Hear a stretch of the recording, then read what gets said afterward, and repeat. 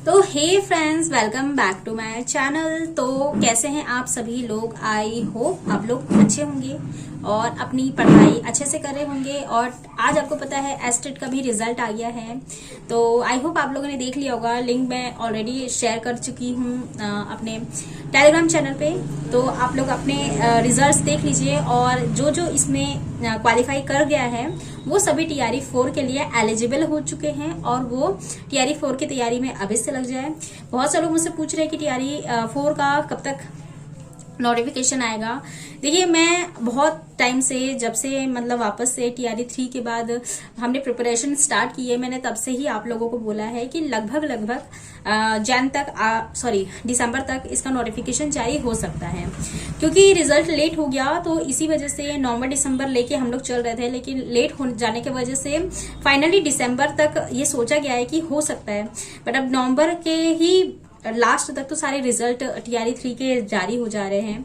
तो उसके बाद ही जितने भी उनकी प्रोसेस होने वाली है, डॉक्यूमेंट वेरिफिकेशन, फिर उसके बाद ज्वाइनिंग वगैरह वगैरह, मे बी दिसंबर लग सकता है।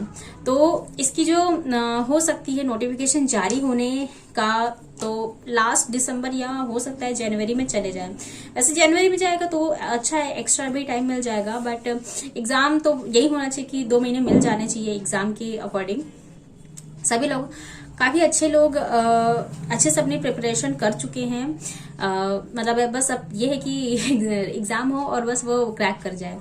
इस बार आपको भी पता है सब लोग टीआरई 4 की प्रिपरेशन कर रहे थे, इसलिए टीआरई 3 में थोड़ा सा कंपटीशन कम था, लेकिन सीट्स भी थोड़ी कम थी। आई थिंक जितना टीआरई 1 में था उतनी नहीं थी, और होना चाहिए। अब टीआरई 4 में काफी सुनने में आ रहा है कि एक लाख 1.5 लाख समथिंग कुछ वैकेंसीज आने वाली है। तो उसमें पीआरटी की भी अच्छी खासी होगी, क्योंकि शुरू से 9 to 12 के लिए काफी अच्छी वैकेंसीज आ रही है। मतलब पीआरटी और 6 to 8 में उतनी वैकेंसीज नहीं आई है जितनी 9 to 12 में आ रही है। तो जब टीआरई 1, 2 और 3 तीनों में ही अगर 9 to 12 भर दी जाएगी तो पीआरटी में ही बचनी चाहिए ना।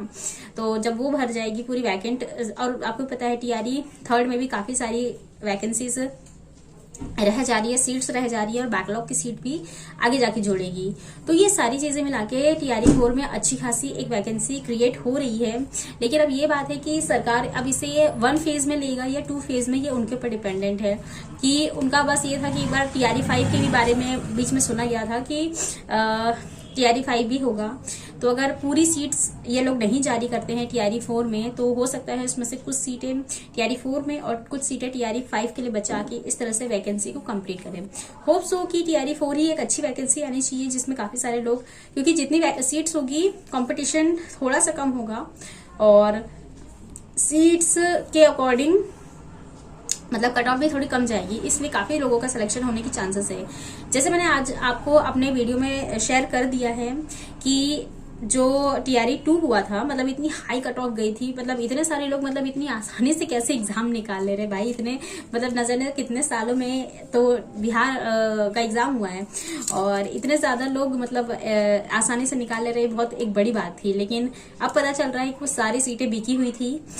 जितने लोगों का हुआ है, काफी सारे लोग उसमें धांधली के थ्रू हुए हैं, जो कि सच में हम लोग भी सोच में पड़ गए थे यार ऐसे कैसे एक ही महीने में सब कुछ हुआ था। जैसे ही टीआरई 1 का रिजल्ट जारी हुआ, प्रोसेस हुई, वैसे ही 1 महीने में दूसरा फॉर्म निकल गया, और उसके भी 1 महीने में एग्जाम लेके सारी प्रोसेस दिसंबर तक ओवर, और पता चला कि वो तो पूरा लीक हो चुका था। खैर, ये सब बातें अलग हम करते हैं। आज मैं आपको बताने वाली हूँ कि अब आप शुरू कैसे करें। बहुत सारे लोग हैं जो अब प्रिपेयर होना चाहते हैं, अब शुरू करना चाहते हैं। उनको उम्मीद थी कि उनका हो जाएगा सिलेक्शन, लेकिन अब गॉड नोस नहीं हो पाया है। बट अब हम सिर्फ रोने धोने से तो काम चलने वाला है नहीं।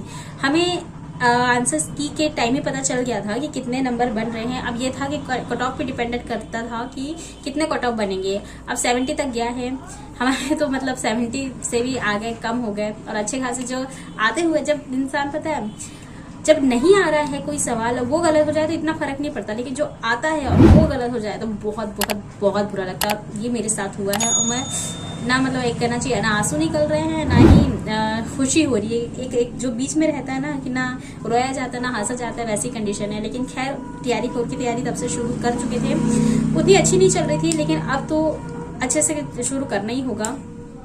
तो बहुत सारे लोग पूछ रहे थे कि इसकी तैयारी हम कैसे शुरू करें और क्या मतलब इसके लिए स्ट्रैटेजी होनी चाहिए। तो ये मेरी जो वीडियो है ये 2 पार्ट्स में या हो सकता है 3 पार्ट्स में भी आए, क्योंकि वीडियो ऑलरेडी बहुत लंबा हो गया है, क्योंकि आज की जो रिसेंट की अपडेट्स थी वो सब भी देना था, इसी में मैंने इंक्लूड कर दिया है।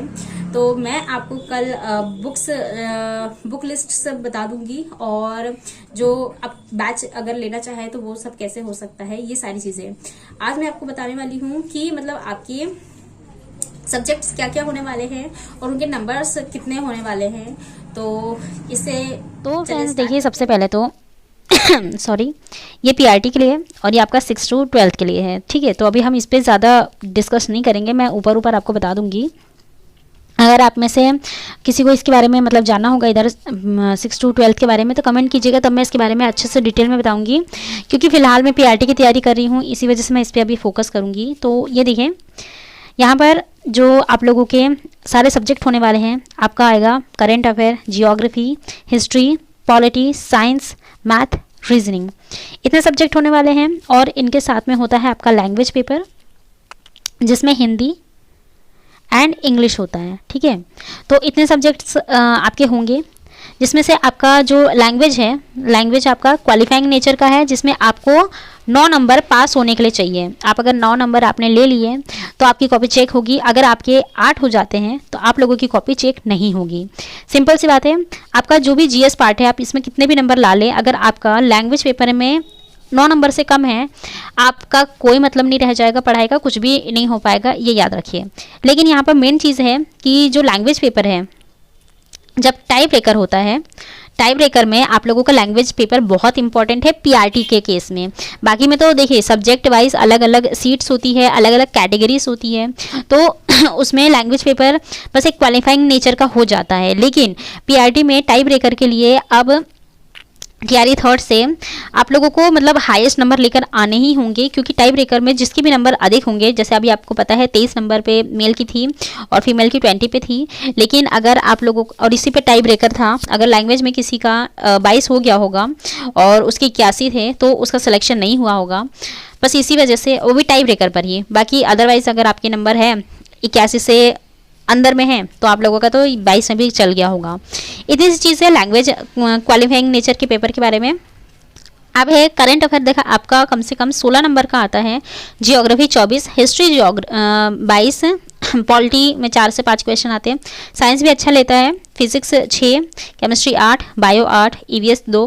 लेकिन इस बार ये बता रही हूँ आपको कि फिजिक्स पे भी अच्छा खासा फोकस था, बायो के बहुत थोड़े कम क्वेश्चन हो गए थे, और ईवीएस भी मतलब लेवल थोड़ा सा बढ़ गया था। मुझे लगा कि शायद 2 नंबर से ज़्यादा ही क्वेश्चन पूछे गए थे, तो ये साइंस में पूरा आ जाता है। उसके बाद मैथ 16 नंबर और रीजनिंग भी 16 नंबर। ये पूरा आप लोगों को कवर करना है, और ये पूरा मिलाकर ही आप लोगों का जीएस का जो पार्ट है वो कंप्लीट होगा, जो कि 120 मार्क्स का होता है। लैंग्वेज तो आपको पता ही है 30। तो ये यहाँ पर अब हमें किस तरह से इसकी प्रिपरेशन करनी है। देखिए फ्रेंड्स, साइंस बहुत ज़्यादा इंपॉर्टेंट है, इसलिए इस सबको आपको कवर करना ही है। लेकिन यहाँ पर क्योंकि साइंस 24 नंबर की आती है, जियोग्राफी 24 नंबर की है, हिस्ट्री 22 नंबर की है, मैथ 16 और रीजनिंग 16, करंट अफेयर 16। यहाँ पर मोस्ट इंपॉर्टेंट जो सब्जेक्ट्स है वो आपकी जियोग्राफी होने वाले हैं, हिस्ट्री होने वाले हैं, साइंस होने वाला है, मैथ होने वाला है। इतना अगर आप लोगों ने कवर कर लिया, वैसे मैथ के भी थोड़े ठीक है कम क्वेश्चन पूछे जा रहे हैं, लेकिन ये जो सब्जेक्ट है ना, ये वाले, ये आपको आपका जो पास करने के लिए बहुत ज़्यादा इंपॉर्टेंट है, इसलिए इस पर सबसे ज़्यादा आपको ध्यान देना है इस समय। और इसमें देखिए यहाँ पर मैं अभी जीएस पार्ट में आप देख सकते हैं, मैं इसे अपने किसी और वीडियो में कवर कर लूँगी, यहाँ नहीं अभी डिस्कस कर रही हूँ, वीडियो लंबा हो जाएगा। इसमें आपको एनसीईआरटी के लिए 8, 9, 10 को मोस्ट इम्पॉर्टेंटली पढ़ना है।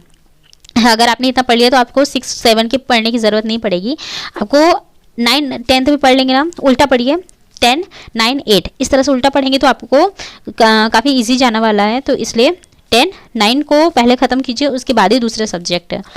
इसके बाद मैं कल सारी बुक लिस्ट के बारे में शेयर करूँगी, और इसके अलावा जो भी मतलब आप कहाँ से पढ़ सकते हैं अच्छे तरीके से फ्री में, वो सारा डिस्कस करूँगी, क्योंकि वीडियो लंबा हो रहा है।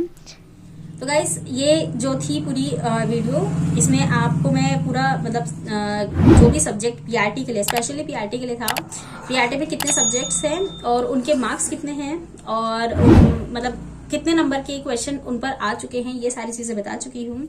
कल की वीडियो को जरूर देखिएगा, कल पूरी बुक लिस्ट आने वाली है और आप कहाँ से कैसे फ्री में भी प्रिपेयर कर सकते हैं।